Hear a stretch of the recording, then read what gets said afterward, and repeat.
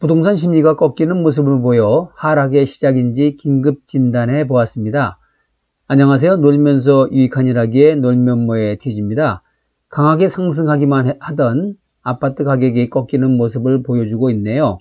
시중에 매물이 증가하고 있고 매매 실거래 가격도 급매로 나오는 물량을 중심으로 1, 2억씩 하락을 나타내고 있는데, 물론 아직까지는 이것이 대세 하락의 시작이라고 예단하기는 어렵지만 분명한 것은 이전에 강한 부동산 상승 열기는 식은 듯합니다. 해서 오늘은 이러한 분위기가 향후 어떻게 전개될 것인가에 대해 좀 더 자세히 살펴보도록 하겠습니다. 먼저 부동산 가격에 영향을 주는 돈, 유동성 측면에 대해 점검해 보도록 하겠습니다. 그동안 코로나19 위기로 경기 침체에도 불구하고 부동산 가격이 상승한 이유는 무엇보다도 유동성의 힘이었다고 해도 과언이 아닙니다.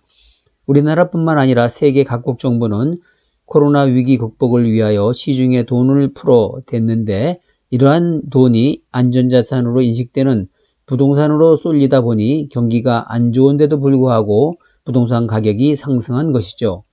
하지만 코로나가 어느 정도 극복되고 위드 코로나 시대로 전개되고 있는 상황이고, 그동안 풀어댄 돈에 의해 물가 상승으로 인한 인플레이션 조짐도 보이고 있기 때문에 미국을 중심으로 세계 각국 정부는 이제 돈줄을 조이고 있어서 부동산 가격 상승세가 한풀 꺾이는 분위기를 연출하고 있다고 볼 수 있겠습니다. 여기에다 자산 버블을 우려한 정부가 강력한 대출 규제를 실시하고 있는 것도 부동산 심리를 위축시키는 요인 중에 하나라고 할 수 있습니다.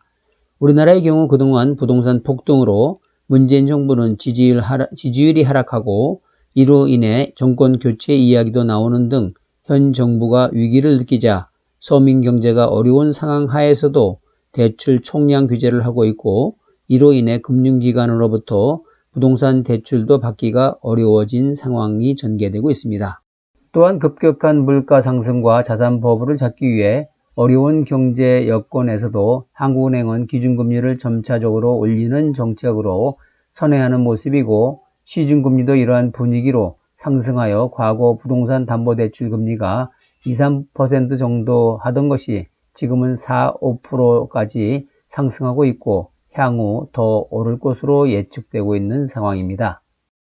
이러다 보니 표에서 보시는 바와 같이 급등했던 아파트 거래량이 감소 추세를 나타내고 있고요.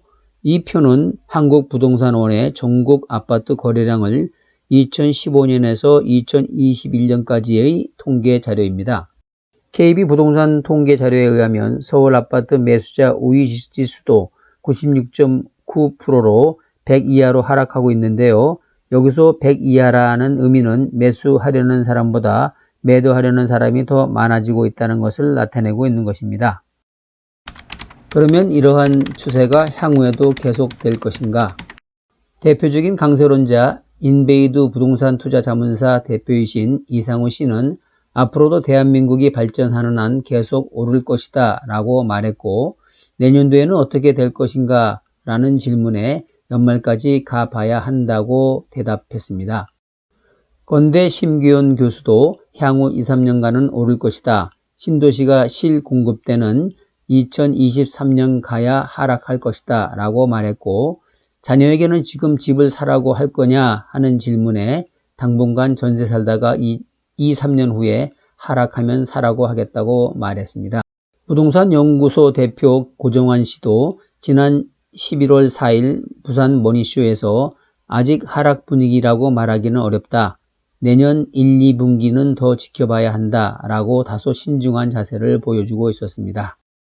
어쨌거나 그동안 부동산 강세론을 주장하시는 분들도 짧게는 6개월, 길게는 2, 3년 후에는 하락 조정을 받을 것이다 라고 이야기하고 있는 것을 보면 그동안 상승했던 부동산 심리 분위기는 한풀 꺾이거나 향후 꺾일 가능성이 높을 것으로 예상되고 있습니다.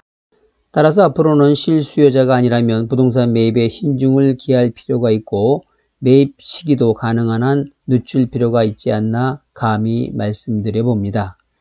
이상 놀면서 유익한 일하기의 놀면뭐의 티지였습니다. 구독, 좋아요로 응원 부탁드립니다. 감사합니다.